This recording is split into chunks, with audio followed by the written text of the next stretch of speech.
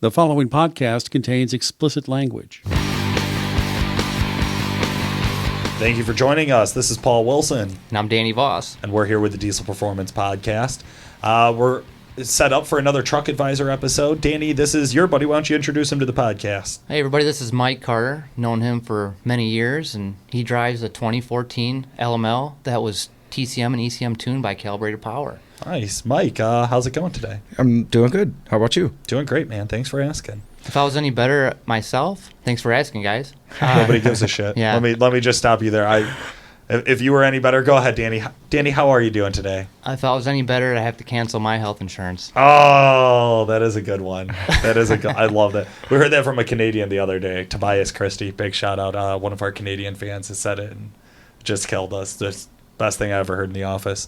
Nice. Anyways, Mike, we're here to talk about your LML, man. I love it. I absolutely love it. I've noticed a big difference so far. Shifts better, just drives better. It's got more power, that's for sure. It's a lot of fun. I haven't got to pull anything with it yet. Not quite that season. I pulled the snowmobile trailer, but didn't really notice much with that. It's pretty small. But I'm anxious to pull my big toy hauler and my big open trailer with it and see how it does. Cool. Is this your first diesel? No, I had a 04.5, so I had the LLY. Oh, nice. Okay. Everybody knows that's my favorite. Yeah. Also tuned by Duramaxtuner. Okay.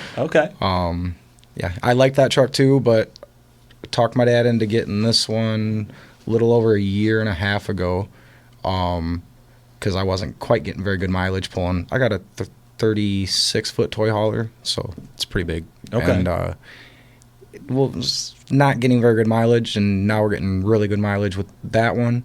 And he's like, I don't know if I want you driving my truck every weekend now again. So talked him into getting a 16. He also has same thing, LML.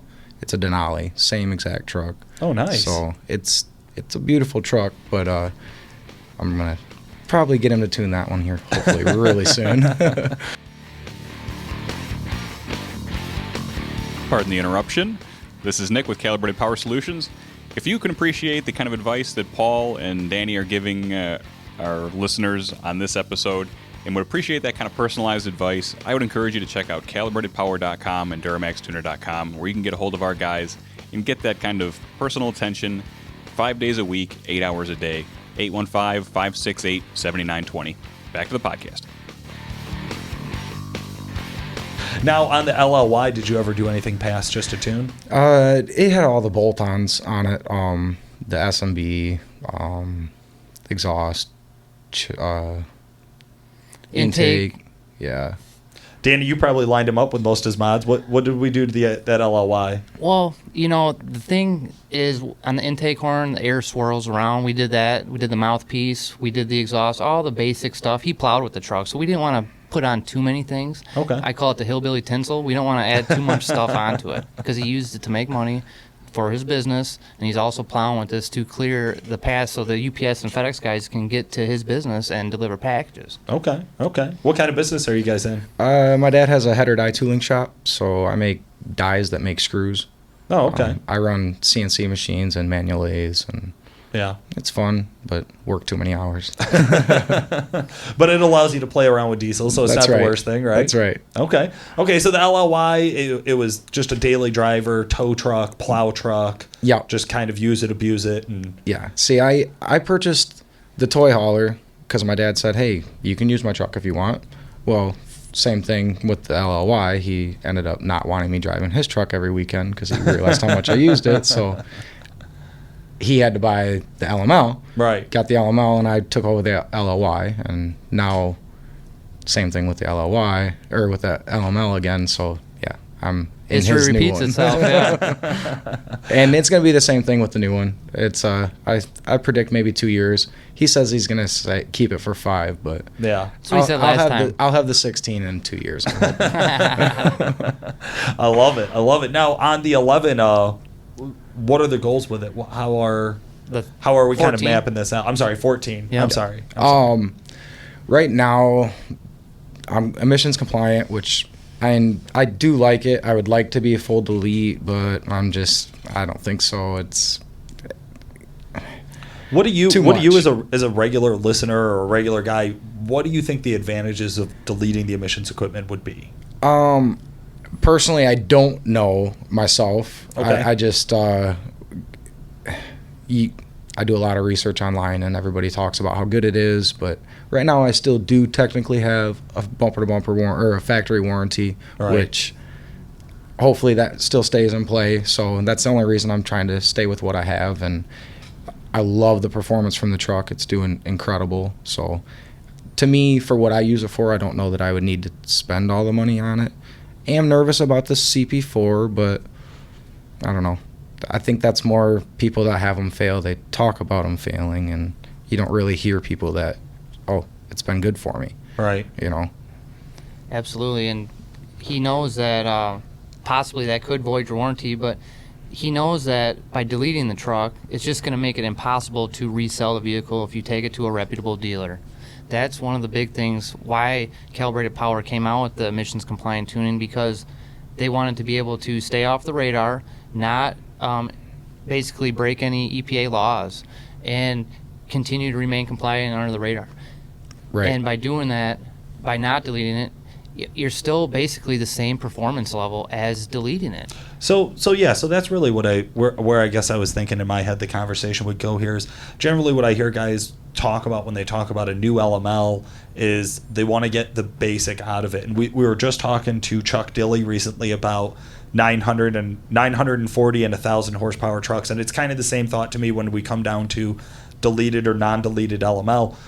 If our horsepower goal with an LML is 500, 550 horsepower, but you can do that with the emissions equipment intact, right? So if that's all the feeling you're looking for out of it, there's not, unless you're going to get into changing out hard parts and start getting into, because even if you do just a CP3 conversion, you're still limited by the turbo. So it's not that far power-wise, limitation behind a CP4. So, and nowadays there's even emissions intact CP3 kits available now, so you can actually convert it to a CP3 and keep your emissions equipment. So there's a lot of options starting to develop out there in the emissions intact world, and I think it's kind of cool to hear from a listener, from just a normal guy who I was just out looking at the truck.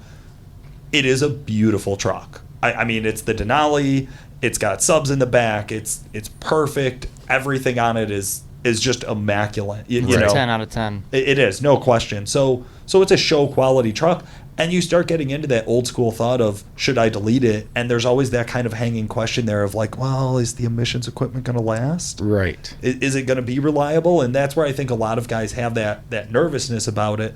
But like you said, when it has so few miles, Right. how do you rationalize it? You already paid for the bumper-to-bumper warranty. You already paid for the 5-year, 100,000-mile warranty. Milk that out as long as you can. That's what I tell people.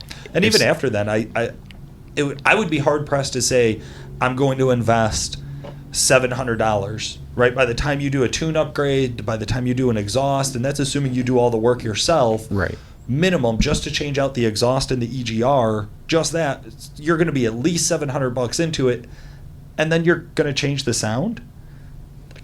Right. I don't spend $700 to make things sound different. I don't know about you. I mean, I don't know. You have subs in the truck. You might spend $700 to make the truck sound different. But that's why I say, just to make the exhaust sound different, I have a hard time rationalizing it. I do think it's about the feeling in the truck, right? That experience. Isn't that what we always talk about, Danny? Is seat of the pants. Seat of the pants. How much can I enjoy it from the driver's seat? That's the real question here. Right. So how enjoyable is that truck on the highway and on the street? It's awesome. I absolutely love it. I like little Mustangs pull up next to you. It's pretty funny. They definitely aren't happy when a big truck goes way past them.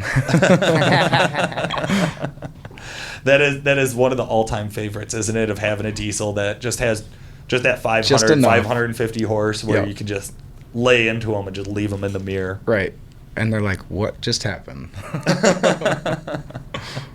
That's awesome. Well, what are the future plans? Do you see yourself building this? Are we going to go twin kit down the road, built trans? I really want a twin kit and a built trans, but probably going to be after warranty, which isn't too far away. So, right. Yeah, 475 over a stocker. You got to let me borrow that on the weekends. Right. If you're not up north driving it.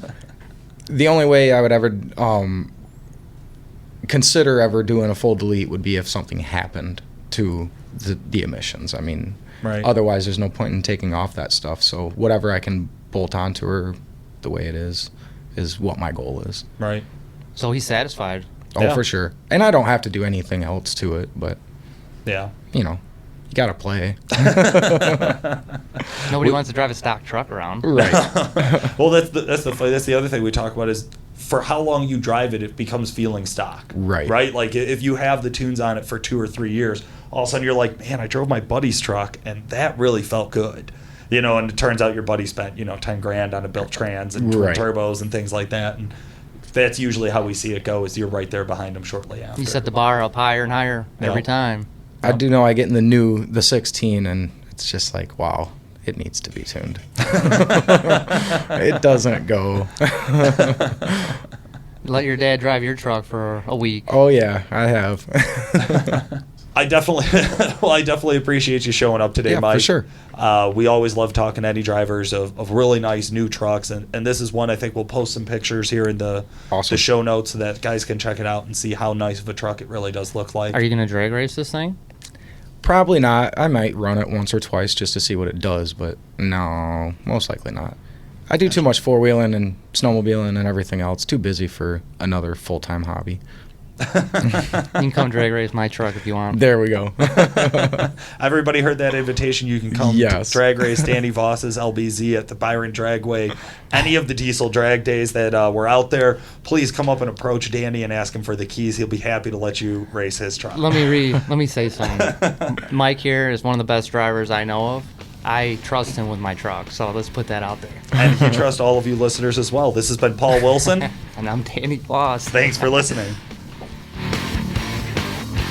The Diesel Performance Podcast is brought to you by Calibrated Power Solutions, home of Duramaxtuner.com, developer of performance engine and transmission calibrations for a wide variety of late model diesel powertrains, including the Duramax, Cummins, John Deere, Jeep, and many more. For more information and the best customer service in the industry, check out calibratedpower.com or call 815-568-7920. Danny, how are you doing today? If I was any better, I'd have to cancel my health insurance.